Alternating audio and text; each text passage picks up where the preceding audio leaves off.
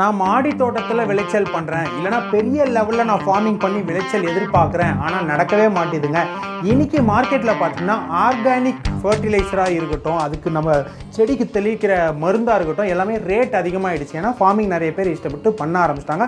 அது A to Z கூட இருக்கலாம், எனி கேட்டகரியில் கூட இருக்கலாம், அது எனி வெஜிடபிள்ஸ் ஃப்ரூட்ஸாக கூட இருக்கலாம்.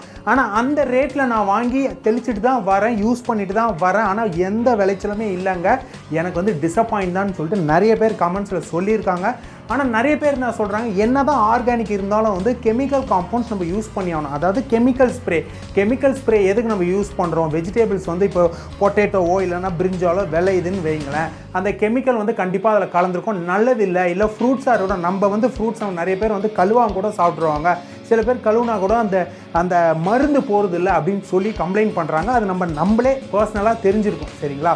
ஸோ என்ன தான் இந்த மாதிரி டாக்ஸ் இருந்தாலும் வந்து நம்ம கண்டிப்பாக வந்து ஒரு கெமிக்கல் காம்பவுண்ட்ஸ் நம்ம யூஸ் பண்ணோம். ஆனால் அந்த கெமிக்கல் காம்பவுண்ட்ஸ் நம்ம ஸ்ப்ரே பண்ணுறதுக்கு வந்து கரெக்டான கெமிக்கலை நம்ம அதில் நான் சூஸ் பண்ண பார்த்தீங்கன்னா இந்த போரோடெக்ஸ் மிக்சர் பார்த்தீங்கன்னா ஒரு பல காம்பவுண்ட்ஸை யூஸ் பண்ணி மிக்ஸ் பண்ணி தெளிச்சுட்டு வராங்க. ரொம்பவே யூஸ்ஃபுல்லாக இருக்குது, நல்ல விளைச்சலும் இருக்குது. அதே நேரத்தில் நம்ம இப்போ சொன்ன மாதிரி இந்த ஃப்ரூட்ஸ் எல்லாம் நம்ம கன்சியூம் பண்ணும்போது அதோட கெமிக்கல் வாய்க்குள்ள போகிறது அந்த எந்த பாதிப்பும் இல்லாமல் இருக்குதுன்னு சொல்கிறாங்க. ஸோ இன்னைக்கு இந்த வீடியோவில் என்ன பார்க்க போகிறோம்னு பார்த்தீங்கன்னா, இந்த போரோடெக்ஸ் மிக்சர் எப்படி வீட்டிலே மிக்ஸ் பண்ணலாம், கம்மியான ரேட்டுக்கு வாங்கி என்ன குவான்டிட்டி என்ன குவாலிட்டியில் நம்ம தயாரிக்கலான்றதை தான் நம்ம பார்க்க போகிறோம். So welcome back to freedom farming Tamil. நான் தான் உங்கள் ஃபேபி.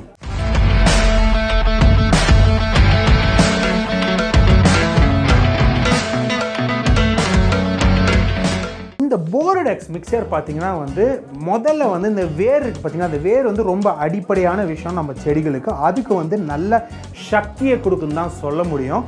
இதை வந்து நீங்கள் யூஸ் பண்ணுறனால அந்த வேரோட ஸ்ட்ராங், அதாவது கனம் வந்து நல்லாவே இன்க்ரீஸ் ஆகிறனால உங்களுக்கு விளைச்சல் நல்லா கிடைக்கும். ஸோ ஃபார் எக்ஸாம்பிள் நம்ம 1% இதோட மிக்சரை நம்ம யூஸ் பண்ணும் போது வேருக்கு அடிப்பாங்க, வேருக்கு நம்ம யூஸ் பண்ணும்போது வேறு நல்லா வளருது.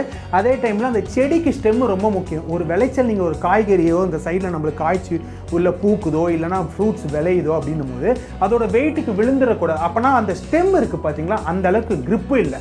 அதனால் இந்த போரோடெக்ஸ் மிக்சரை யூஸ் பண்ணுறதுனால உங்கள் ஸ்டெம் வந்து நல்லா ஸ்ட்ராங் ஆகிடுது. ஸோ சிம்பிளாக சொல்லும் போது இந்த 0.5% இதை யூஸ் பண்ணுறாங்க. எதுக்குன்னு பார்த்தீங்கன்னா இந்த இலைக்கு. ஸோ ஃபஸ்ட்டு வந்து இந்த ரூட்டுக்கோ ஸ்டெம்முக்கும் 1% யூஸ் பண்ணுறாங்க. 0.5% இந்த போரோடெக்ஸ் மிக்சரை என்ன பண்ணுறாங்கன்னா இலைக்கு அடிக்கிறாங்க. அந்த இலைக்கு அடிக்கும் போது இந்த பூச்சி நாசம்லாம் இருக்குது பார்த்தீங்களா, நிறைய பேருக்கு வந்து விளைச்சல் நல்லா இருக்கும், திடீர்னு பார்த்தா இந்த பூச்சிங்கெலாம் வந்து இந்த இலையெல்லாம் கடிச்சிட்டு போயிடுது, இல்லை அதனால் டிசீஸ் வந்துடுது, இல்லை ஒரு மாதிரி ஃபங்கஸ் மாதிரி வந்து ரொம்ப காஞ்சி போய் அழிஞ்சு போயிடுது. ஸோ நம்ம போடுற எல்லா எஃபெக்ட்டுமே வேஸ்ட் ஆகிடுது. ஸோ 0.5 மிக்சரில் வந்து இந்த ப்ராப்ளம்லாம் சால்வ் ஆகிடுதுங்க.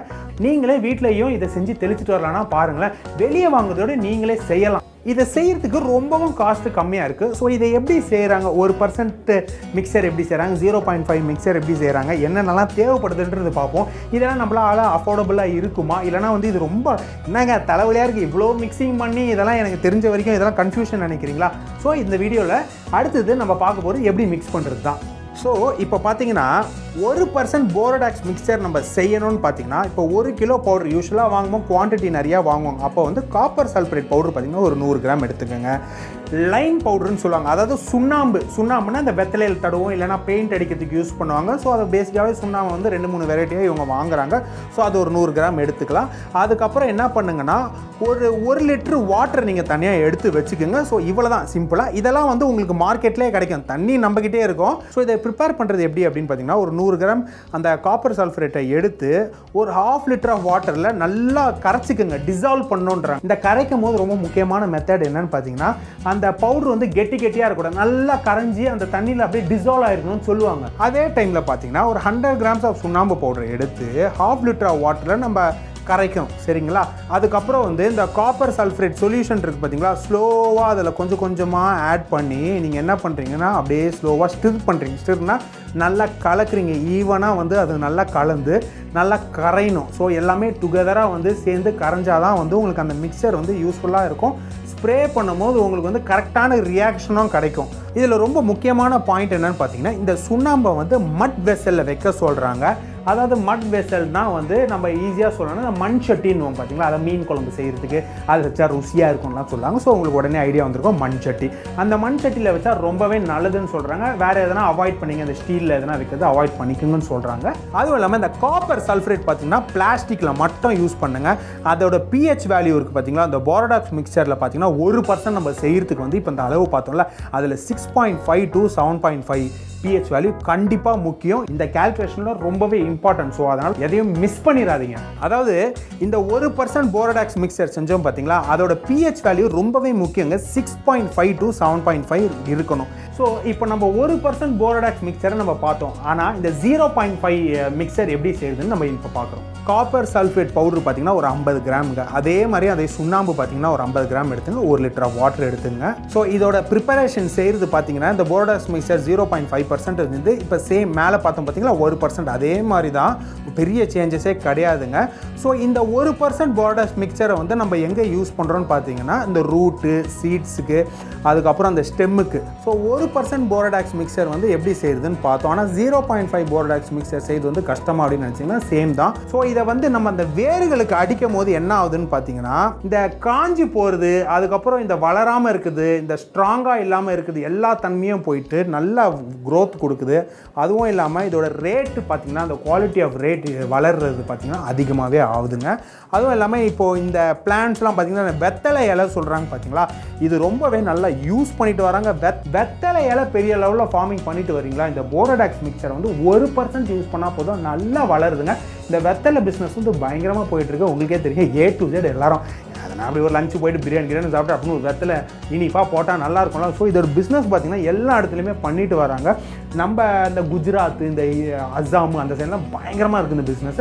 நம்ம தமிழ்நாட்டில் இன்னும் சூப்பராக எக்ஸ்போர்ட் பண்ணிட்டு வராங்க நிறைய பேர். ஸோ இந்த ஃபார்மிங் பண்ணுறவங்க இந்த 1% யூஸ் பண்ணி நல்ல விளைச்சல் பார்க்கலாம். ஸோ இந்த வேறு ரொம்ப முக்கியம்னால இந்த வேறு தான் வந்து மொத்த அஸ்திவாரமே இந்த செடி அப்படின்னு பார்க்கும்போது ஒரு 5 to 10 மினிட்ஸ் என்ன பண்ணுறாங்க, இது ட்ரீட்மெண்ட் மாதிரி என்ன அந்த நம்ம யூஸ் பண்ணுற அந்த ஸ்ப்ரேயில் வந்து அப்படியே கொஞ்சம் நேரம் விட்டுடுறாங்க. ஏன்னா சில பேர்லாம் வந்து அந்த ஸ்ப்ரே கொஞ்சம் அடித்த பிறகு மண் போட்டு மூடுவாங்க, இல்லைனா வந்து தண்ணி உடனே ஊற்றுவாங்க. அந்த மாதிரி ஊற்றக்கூடாது. கெமிக்கல் அடித்தோடனே வந்து ஒரு 5 to 10 மினிட்ஸ் வந்து அந்த நல்லா அந்த வேருக்கு போகிற வரைக்கும் நம்ம வெயிட் பண்ணியே ஆகணும். அதுக்கு முன்னாடி இந்த மழை சீசன்லேயே இதை நீங்கள் யூஸ் பண்ணி வேஸ்ட் பண்ண வேணாம். ஸோ அதனால் நல்லா வெயில் இருக்கும் போதும் எவாப்ரேட்டோட ஸ்ப்ரே பண்ணோன்னே எடுத்துருது அப்படின்னா வந்து உங்களுக்கு நம்ம பண்ண கெமிக்கல் எல்லாமே மேலே இழுத்துருதுன்னா வேஸ்ட் தான். ஸோ அதனால் கரெக்டாக நிழல் டைமாக பார்த்து நீங்கள் ஸ்ப்ரே பண்ணிங்கன்னா அது நல்ல க்ரோத்து கிடைக்கும். இப்போ இந்த 1% பார்த்தோம். இந்த 0.5 போரடாக்ஸ் மிக்சர் பார்த்தீங்கன்னா சிம்பிளாக சொல்கிறோம் பார்த்தீங்களா, இந்த ஃபங்கர்ஸ், அதாவது இந்த பிளான்ட்ஸுக்கு வந்து இந்த ஃபங்கஸ் டைப்பில் வந்துடுதுங்க. ஸோ அதனால் வந்து அந்த ஃபங்கஸை ட்ரீட் பண்ணாமல் விடுறவங்களுக்கு வந்து சீக்கிரமாகவே வந்து அந்த செடியோட அழிவு காலம் தான். ஸோ அதனால் வந்து இந்த போரடாக்ஸ் வந்து மிக்சரை 0.5% மட்டும் தான் யூஸ் பண்ணிட்டு வராங்க. அதுவும் இல்லாமல் அந்த இலைகளுக்கு ஸ்ப்ரே பண்ணுறதுனால எந்த ஒரு பூச்சி வந்தாலும் அந்த பூச்சி செத்து போயிடும். அதுவும் இல்லாமல் எந்த ஒரு ஃபங்கஸோ இல்லைனா வந்து புதுசாக ஏதோ ஒரு நோயை தாக்குது, இது செடிக்கு நியூட்ரிஷன் வேல்யூ இல்லை அப்படின்றதெல்லாம் இல்லாமல் இந்த கெமிக்கல் காம்பவுண்ட்னால வந்து உங்களுக்கு நல்லாவே க்ரோத் கிடைக்குது. ஸோ இதில் பர்டிகுலராக பார்க்கும்போது வந்து இதெல்லாம் உங்களுக்கு சீப்பாக கிடைக்கிறனால மார்க்கெட்டில் வாங்கிட்டு வந்து நீங்கள் யூஸ்வலாக வெளியே போய் வாங்கும் போது நிறைய பேர் என்ன சொல்கிறாங்க, இல்லைங்க இது அடித்தா கூட நல்லதில்லை, பெரிய லெவலில் க்ரோத் இல்லைன்னு நினைக்கிறாங்க. ஏன்னா கெமிக்கல் காம்பவுண்ட்ஸ் வந்து நிறைய கூட மிக்ஸ் பண்ணிக்கலாம். ஸோ நீங்கள் வீட்டில் வாங்கிட்டு வந்து கரெக்டான அளவில் நீங்கள் மிக்ஸ் பண்ணி ட்ரை பண்ணி பார்த்தீங்கன்னா டெஃபினட்டாக நல்ல க்ரோத் கிடைக்கும். ஸோ கெமிக்கல் காம்பவுண்ட்ஸ்லேயே வந்து இந்த போரடாக்ஸ் மிக்சர் வந்து ரொம்பவே முக்கியமான விஷயம். அதே டைமில் ரொம்ப ஆபத்தும் கிடையாது யூஸ் பண்ணுறது. ஸோ அதனால தான் இந்த ஒரு டாப்பிக்கை நான் சூஸ் பண்ணி இன்றைக்கி உங்களுக்கு இந்த வீடியோவில் சொன்னேன். ஸோ கண்டிப்பாக இது வந்து உங்களுக்கு யூஸ்ஃபுல்லாக இருக்கும்னு நினைக்கிறேன். ஸோ நானுமே வந்து சீக்கிரமாக ஒரு ஃபார்மிங் ஆரம்பிக்கணும்னு பண்ணணும்னு ஆசைப்பட்டேங்க. சீக்கிரமாக நம்மள ஒரு விளைச்சல் ஆரம்பிக்கணும் அப்படின்ட்டு, நம்மள ஒரு ஃபார்மர் ஆகணும்ன்ட்டு. ஸோ நிறைய பேர் ஃபார்மிங் பண்ணிட்டு வரீங்க. மேலும் நிறைய விஷயத்தை தெரிஞ்சுக்கணும், நிறைய பேர் படிக்கணும்னு ஆசைப்பட்றாங்க. இந்த ஃபார்மிங் வந்து நிறைய தெரிஞ்சுக்கிட்டா டிப்ஸ் அண்ட் ட்ரிக்ஸ் தெரிஞ்சால் நல்லா இருக்கும். இந்த மாதிரி விஷயம்லாம் எங்களுக்கு தெரியலைங்க, என்னங்க இதெல்லாமா பண்ணணும் அப்படின்னு ஆச்சரியப்பட்டது நானே இருக்கேன். இதெல்லாமா இருக்குது அப்படின்ட்டு. ஸோ உங்ககிட்ட ஷேர் பண்ணுறதுனால எனக்கு ரொம்ப ஹாப்பியாக இருக்குது.